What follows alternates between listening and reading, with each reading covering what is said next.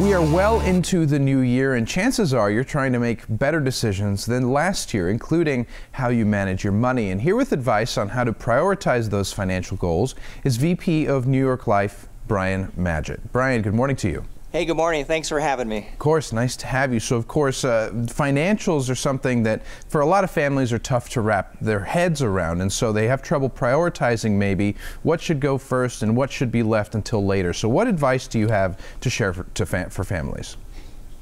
Oh, absolutely. First thing is only 28% of parents are focused on having a plan in place should something happen to make sure their kids are taken care of.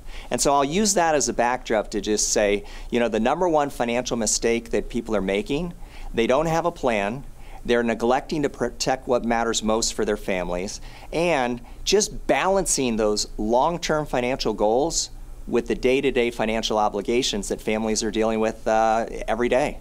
Yeah, and a new survey reveals a little bit more about their attitudes about this, right? Yeah, they do, Alex. In fact, 2019 is all about debt reduction. 72% of parents say that paying down consumer debt is their number one financial goal. And it's even greater with younger families, those millennials. 80% of millennials say paying down that consumer debt is what they really need to focus on. Now, paying down debt's important. However, when you take a singular focus and you neglect other planning, that can actually put your family's future in danger. Yeah, and why do you think that those who intend to seek professional help in 2019 are significantly more optimistic than the average?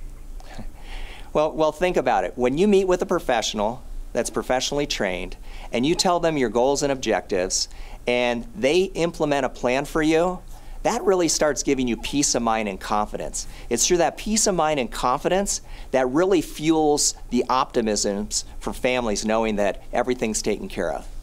And for, say, young families who have young children or are planning on having young children, they might have a lot of financial anxieties about planning for their child's financial future. So what's sort of the first step should they take to make sure that they're setting themselves up correctly and to alleviate some of that anxiety?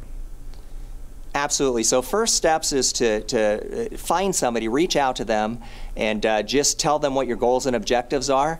And from there, make sure that you implement that plan and you monitor that plan. In fact, with young families, it's interesting. Our data suggests that our youngest families, the millennials, they are the least protected generation out there. In fact, only 1 in 10 millennials have enough life insurance to cover 100% of their life insurance need.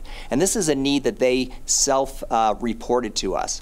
And so the good news about millennials, though, once they do a little bit of research and they have the time, they feel that having a proper amount of life insurance is a very important financial goal. It's about adopting a protection-first mindset, and it's something that will really help in the future. So, Brian Magid, thanks so much for your time this morning. Thank you, Alex. Absolutely. Stay where you are. We'll be right back.